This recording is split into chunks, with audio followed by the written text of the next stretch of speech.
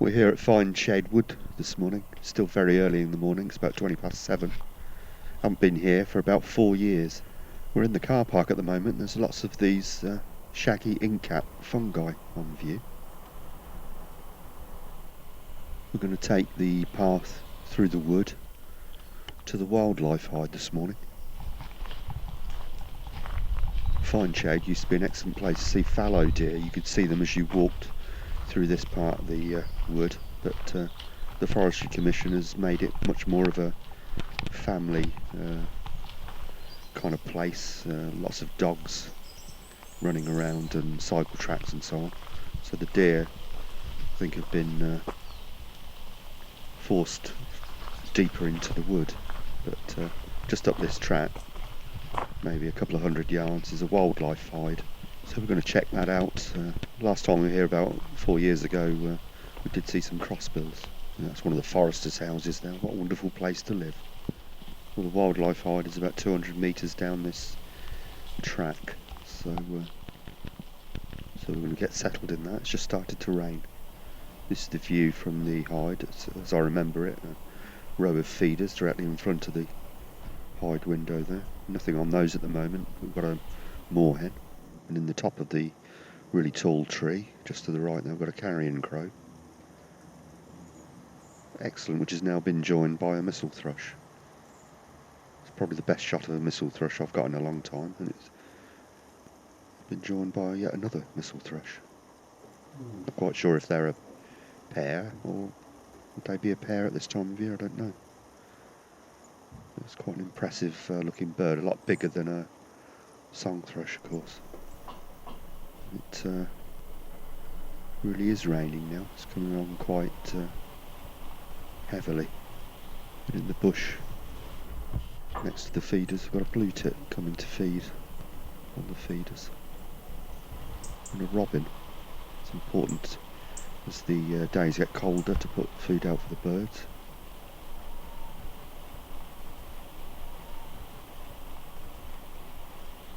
There's another set of feeders just to the left of the hide, a little bit further away. We've got a great tit there, and now a coal tit. That's nice to see those. I do get those in my garden. The rain continues.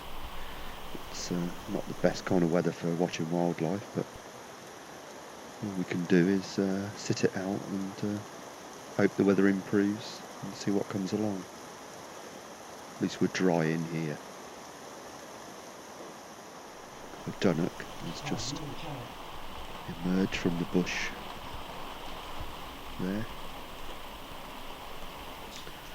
Fineshade was where they reintroduced the red kite to Northamptonshire back in 1995, and this table here is where they used to put out food to coax the kites down, I think, which I never witnessed it. Well, someone told me it's quite a spectacle, but why they stopped doing it, I don't know.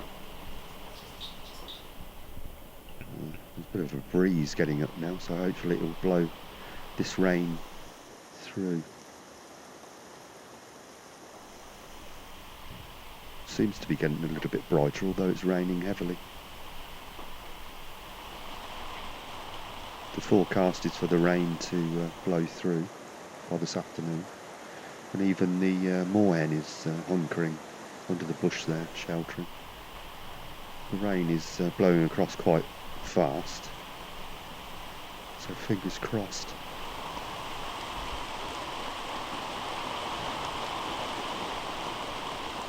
The moorhen has emerged from the bush there. The rain shouldn't bother it though. It's a water bird, and it's definitely getting brighter now. The rain's getting lighter. The robin returns, and I thought I was seeing things, but I'm not. It's a patch of blue sky.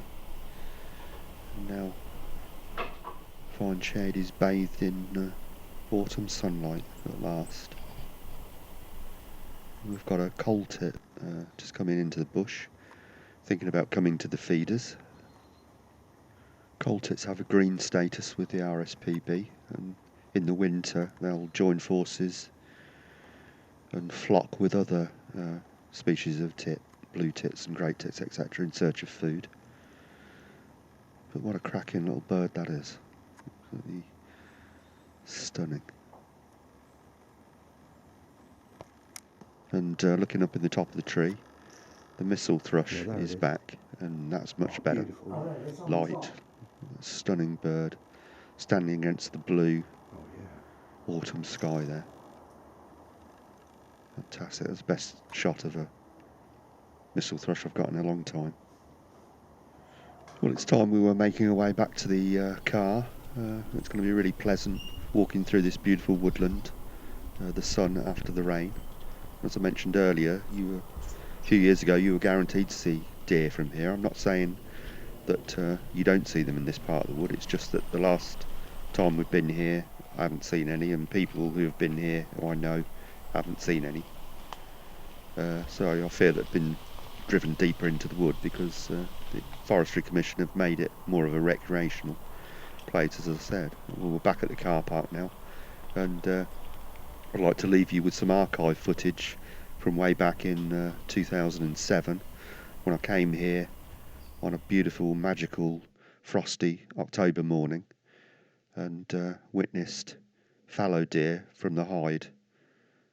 And I'll leave you with that and see you next time.